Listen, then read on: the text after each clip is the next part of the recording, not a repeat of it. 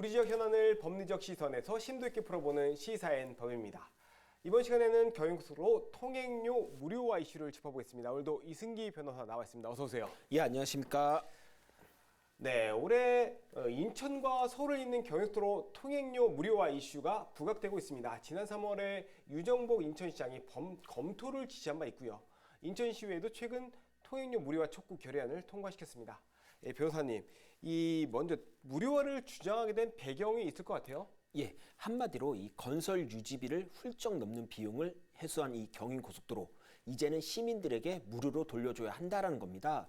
2021년 기준으로 경인고속도로 수입 누계가 1조 4,716억 원입니다. 그런데 그동안 들어간 이제 도로 유지 관리비와 건설 투자비를 합치면 8,914억 원이라는 거죠. 이미 투자비 대비 거의 투자비 대비 2배 가까이 이미 회수가 된 겁니다. 그런데 현행 유료도로법 제16조에서는 통행료의 총액이 건설 유지비를 초과할 수 없다라고 이렇게 명시하고 있습니다. 이 규정대로라면 진작에 무료화를 했어야 한다는 거고요. 그리고 경인고속도로가 올해로 55주년을 맞이했습니다. 그런데 또 유료도로법을 보면 통행료 징수기간이 30년이라는 겁니다. 이미 징수기간이 끝났는데 아직도 왜 통행료를 계속 걷고 있냐? 이게 바로 시의회의 주장입니다.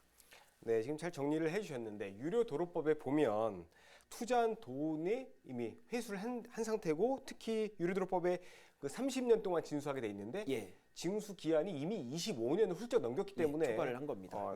이거 안 받아도 되는데 왜 계속 내고 있냐, 이런 이제 얘기가 나오는 거죠. 특히 우리가 경인고속도로 이용해 보면 이게 고속도로인지 저속도로인지 사실은 맨날 막히잖아요. 이 고속도로 기능을 상실했다, 이런 지적도 나오고 있죠. 예, 그렇습니다. 경인고속도로의 하루 용량이 16만 8천 대입니다. 그런데 지금은 하루 평균 교통량이 18만 대로 크게 늘면서 이 출퇴근 시간은 물론이고요, 거의 하루 종일 정체가 이어지고 있습니다. 그런데 이제 매년 통행료로만 400억 원의 수입을 내고 있지만 이 고속도로를 이용하는 시민들, 특히 인천 시민들에게는 최악의 서비스를 제공하고 있다라는 건데요.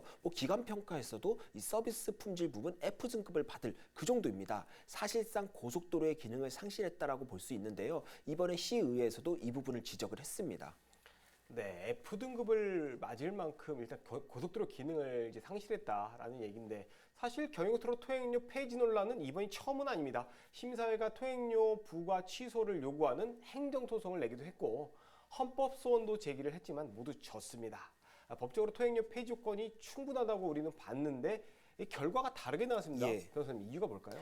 가장 핵심은 바로 유료도로법 제18조의 통합체산제 규정입니다. 이 통합체산제라는 게 전국의 모든 고속도로를 하나로 보고 관리하겠다는 건데요.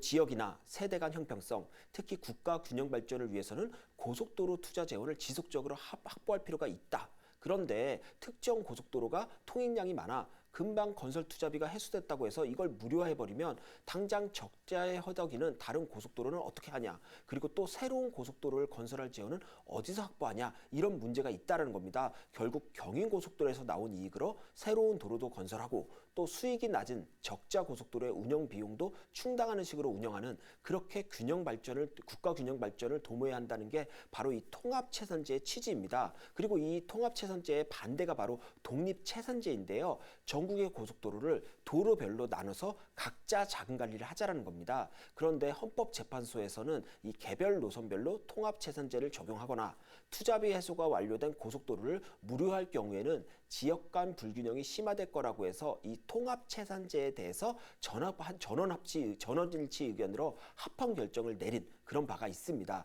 여기에 2005년 대법원에서도 비슷한 이유로 통합체산제 운영은 적법하다라고 판결을 이미 내렸고요.